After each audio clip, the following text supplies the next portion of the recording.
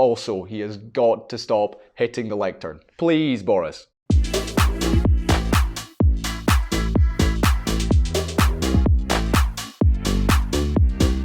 Hi, I'm Colin Stone from Pink Elephants, and this is Talk Shop, here to analyse the communication and presentation skills of the world's biggest names to highlight what works and what they need to change. This week it's British Prime Minister Boris Johnson and a speech to the General Assembly of the United Nations. Okay, let's begin. Ladies and gentlemen, thank you to all of you, you faithful few who have waited to the end of this very, very important session, and very good to see my audience over there. Listen, folks, an inspection of the right, so this is really interesting. He's got the speech in front of him printed out. He knows where it starts, but instead he improvs. He ad-libs for about 12-13 seconds, and eventually he winds it up by starting with, listen, folks, an inspection of the fossil record, and then he's off and running into the speech. So consider the impact instead. If he'd got up there, thanked the previous speaker, paused for a few seconds, and then started an inspection of the fossil record. That would be making an impact with your opening line, but instead we get a fumbled, stumbling, filled start where you fail to even realise his speech is actually underway. Okay, let's continue. In the words of the Oxford philosopher Toby Ord, we're just old enough to get ourselves into serious trouble. And I'm afraid we still cling with parts of our minds to the infantile belief that the world... Okay, right. I'm stopping it there. I'm going to rewind so you can catch this. Watch what's happening. It highlights a couple of things. So the first thing here is that he's about to hit the microphone with his paper, which is careless and unnecessary. But here's the more interesting part. He's realised after he's put the sheet down that his next page is on the back of the same sheet. And this tells me he's actually reading this out loud for the first time, because if he'd rehearsed this, he'd have known his speech was double-sided. And then instead of pausing to find where the next sentence is, he fills the space with, and I'm afraid we believe. So unrehearsed. Let's continue. Itself and from hydrogen, we found ways to store that energy in increasingly capacious batteries and even in molten salt. We have the tools for a green industrial revolution. We've got the kit, but time is desperately short. Yeah, this is nicely handled. There's the pause, there's a look around the room, we've got the kit emphasis. Yeah, I like that. It's effective technique. Let's go on. And it's fantastic that we now have countries here at the UN representing 70% of the world's GDP who are committed to this net zero objective. 70% of the world GDP, and I'm proud to say when my friend and colleague Alok Sharma, the president-designate of COP26, began his mission, his peregrinations around the world, Okay, peregrinations, that is the first time I have ever heard that word used in my life. I'm going to come back to that. I want to rewind and show that jumble from just a few seconds earlier and figure out what's going on. Who are committed to this net zero objective. 70% of the world GDP, and I'm proud to say when my friend and colleague Alok Sharma, the president-designate of COP26, began his mission... Okay, I'm unsure why exactly that happens. I believe he is adding that in on the spot, on the hoof. It's an ad-lib. Again, it's Boris, but he suddenly comes out with that huge amount of words in a short space of time, makes it very difficult for an international audience to keep up, especially when his pace has been largely good so far. But then we get to that word, peregrinations, a word the vast majority of native English speakers, I believe, would struggle to define. He should be using the word journeys instead. Much easier, and we all understand what it means. And I'm absolutely convinced, I passionately believe, that we can do it by making commitments in 4 areas. And I want you to remember them: coal, cars, cash, and trees. Coal, cars, cash, and trees. It's very simple. Okay, so in my book, he's almost getting this technique right. It's coal, cars, cash, and trees. I can remember that.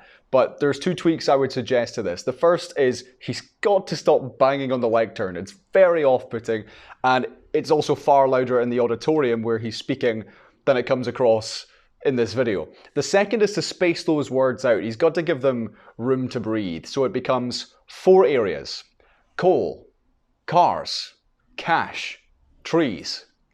Let me say that again. And he could do that again, even more slowly. Let's continue. In fact, we produce so much offshore wind that I'm thinking of changing my name in honour of the god of the north wind to Boris Johnson. There you go. There's a shove in that classical allusion this time of night to see if you're paying attention, folks. And I know...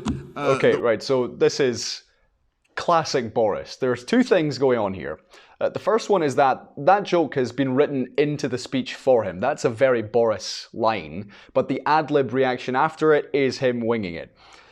In our book, the only safe jokes in public speeches, like these, tend to be self-deprecating ones, so that somewhat falls into that category, but I am unsure if a God of the North Wind joke is really leaving them rolling in the aisles. In fact, it's more of an educational point than actually being funny. And also, he has got to stop hitting the lectern. Please, Boris.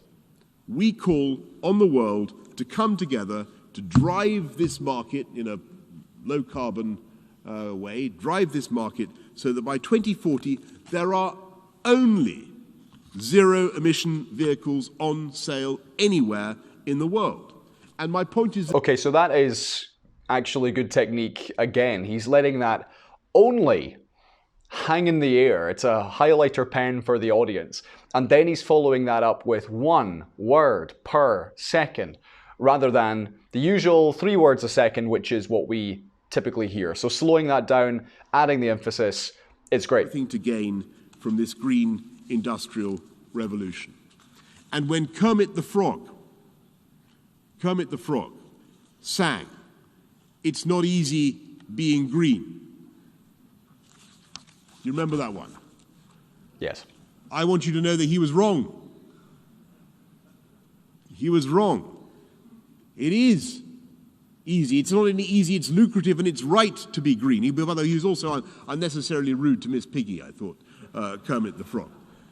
But it is easy. Okay, right. That needs unpicking. This is a global leader making a Muppets reference in a climate change discussion. But this is very Boris. It's peak Boris. Again, this has been written into the speech because it's the kind of thing he'd say, and as you can hear from the Miss Piggy ad-libs, he's actually got more to say about it. So, as mentioned, there is always room for humour in a speech, but this one falls short for a couple reasons. Number one is the timing and the execution of the joke. It's told poorly, he leaves too short a gap for any ripples of laughter, he stays deadpan throughout, but actually a smile may have made this land better.